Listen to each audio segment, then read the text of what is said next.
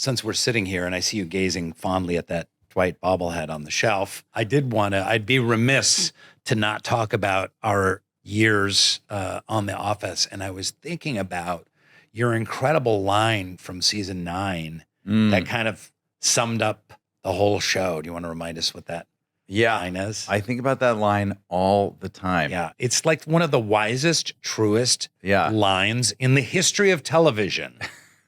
For real. It's all Greg Daniels, and I just was a vessel. I wish there was some way to know you're in the good old days before you've actually left them, or something close to that. Very close to that, yeah. It is such a poignant reminder that you're always in them, or that to just take stock, because this moment might be some serious good old days. Yeah.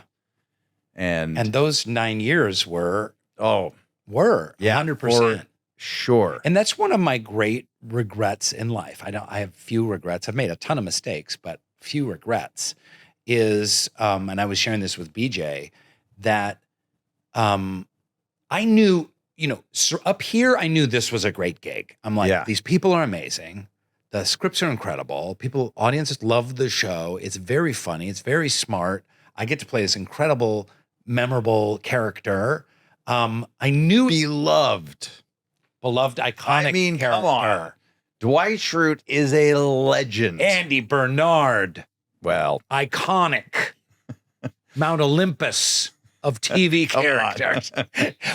but I knew it up here. I knew it cerebrally, but I really wish I had just spent more time just being like, this is it. It just doesn't get better than this. I knew it cerebrally, but like, wow, we are improvising. And as I was going back, I was remembering how much we improvised the Cornell stuff. Yeah. And we had so much stuff of you hitting me with the Prius and stuff. And we just would just kind of go. And these scenes are classic. If I could have just kind of like, okay, but what would you absorbed them deeper? Sure. But what would that have looked like? Like, what would you have done or felt different? More gratitude.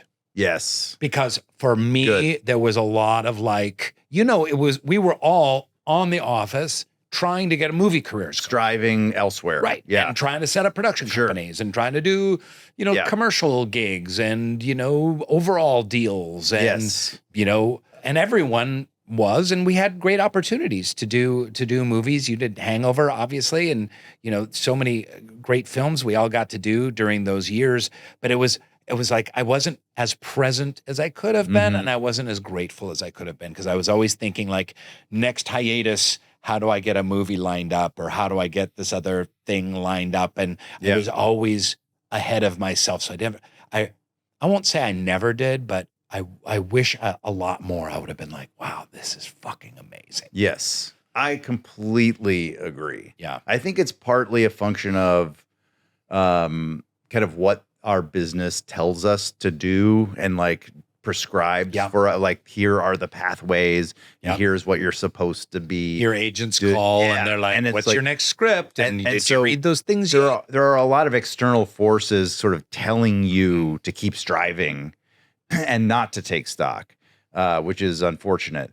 But it's also, I think, a function of that the age that we were. It's harder to, I think, feel present and grateful when you have so much life ahead of you and you're looking. It was a bit old. I was on the older end of the cast. I didn't really start playing Dwight till I was like 39 or 40. Yeah. So I was in my 40s. Yeah. Krasinski was a little spring chicken. Sure. But I hear you. You're young. You've been striving for a long time. All of a sudden, you have this opportunity, and doors are open. Yeah. And like, hey, do you want to write a script? Do you want to develop material? Hey, they're interested in you for this. Would you want to meet with these filmmakers? Yeah.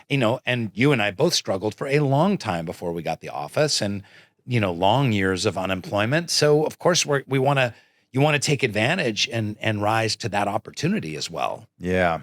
That show. It's also, there's no way to know that how special that show was. We knew, like you said, we knew that it was special. We knew that we appreciated it and loved it.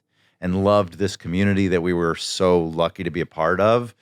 I think all knew that, even with the strike, but we didn't know how rare it was.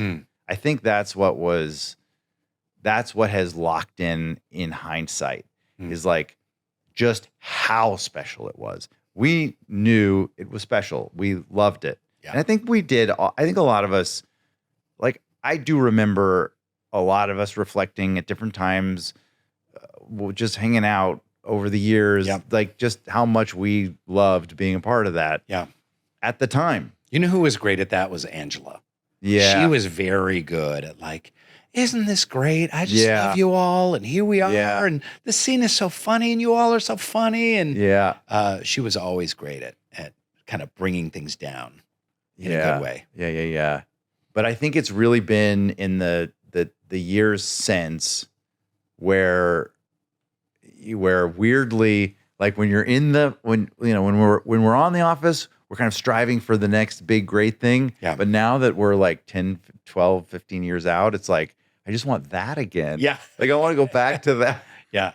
I want to be in that. I want to be with all of that wonderful energy and those funny scripts. I was reflecting with somebody recently how special the table reads were because that was 1 hour a week that we were all together. Right.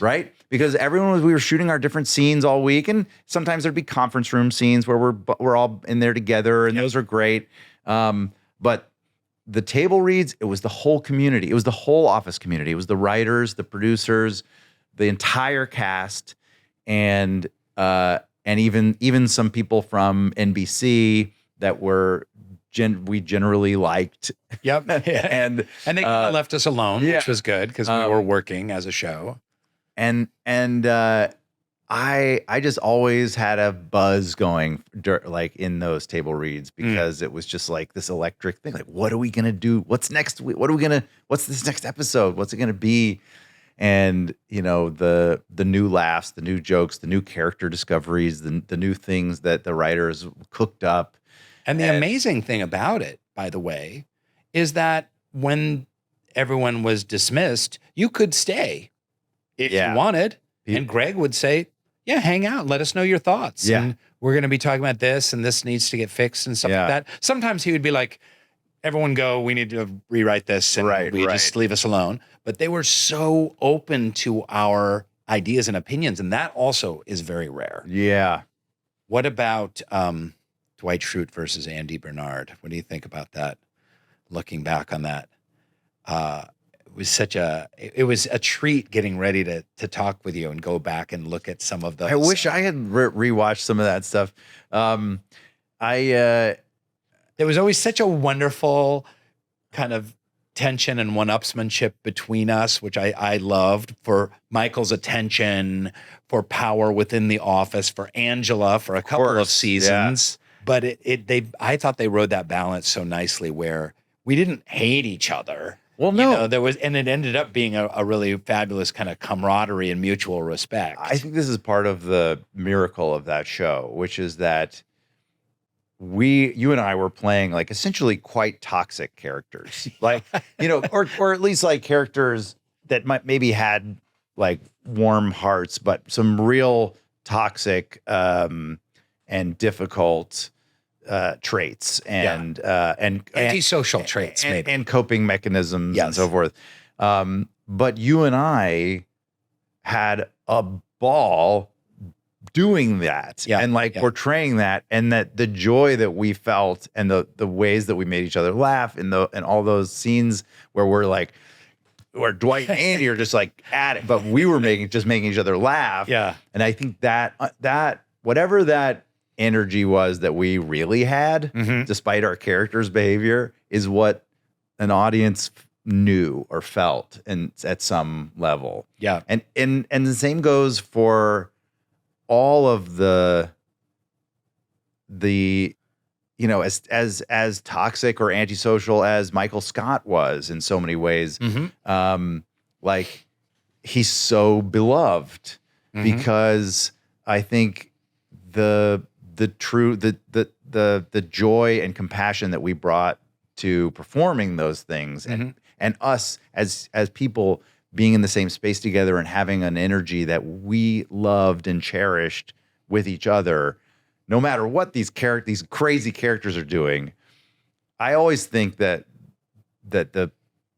so much of the lasting appeal of that show, which has been so surprising, like this, but this is just me looking back, trying to kind of like understand it better. I always think like it's the joy and the fun and the just that kind of giddy delight that we all have felt, really felt making those scenes.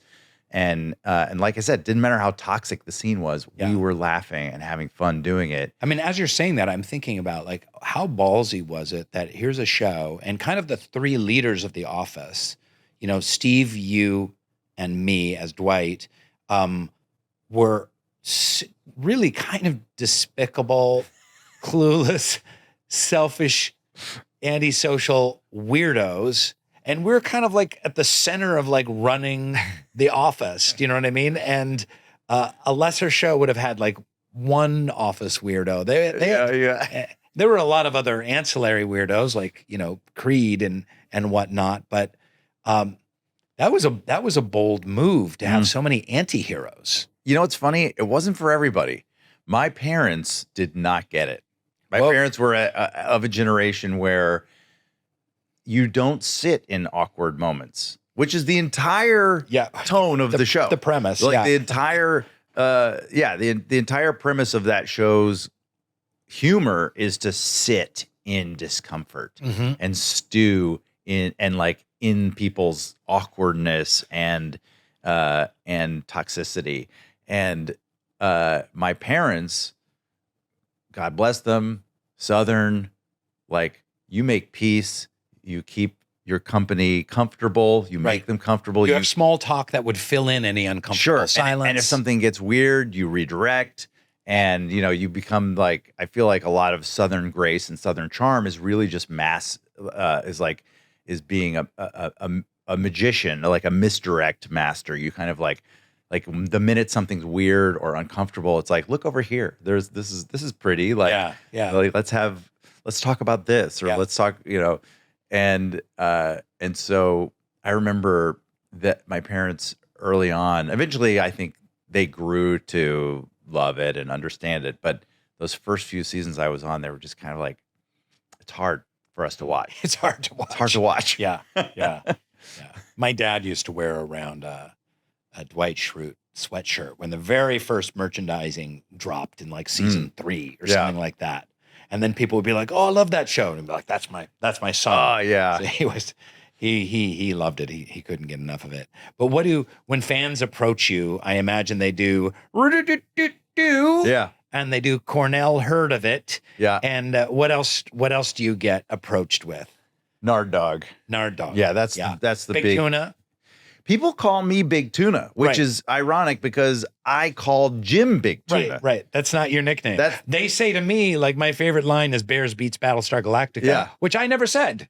Jim says it. Oh, that's so funny. When he's impersonating Dwight. Of course. That's like, so funny. Can you sign that, or can you say say it to my friend on the phone? Right. It's like, I never said that line, but that's getting a little persnickety. But no, of course. But I remembered that as a Dwight line. It's like, oh, that's so funny. Yeah. But yeah, even my agent for years called me Big Tuna.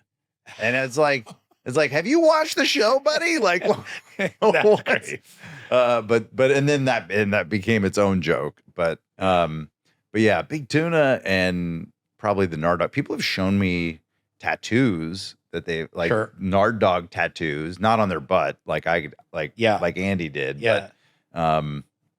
But that's always one guy asked me recently on my book tour for Snafu. A guy asked me to sign his arm, and he showed me because he was going to get it tattooed. Right. And he showed me someone else's signature that was tattooed. I can't remember who it was. Yeah. Another actor he'd had sign his arm and had it tattooed. That's a lot of pressure. I didn't do it. I was like, not doing that. I'm not. I like, because what if you mess up, or it's like shaky, or And by the way, that other signature did not look good, and I was like, you know what? You can I'll sign your book, And then you can like Xerox that or Xerox. You can take a picture of it and have your tattoo. You should have just gone like, that's my real signature. Like, The Soul Boom Podcast. Subscribe now on YouTube, Spotify, Apple Podcasts, and wherever else you get your stupid podcasts.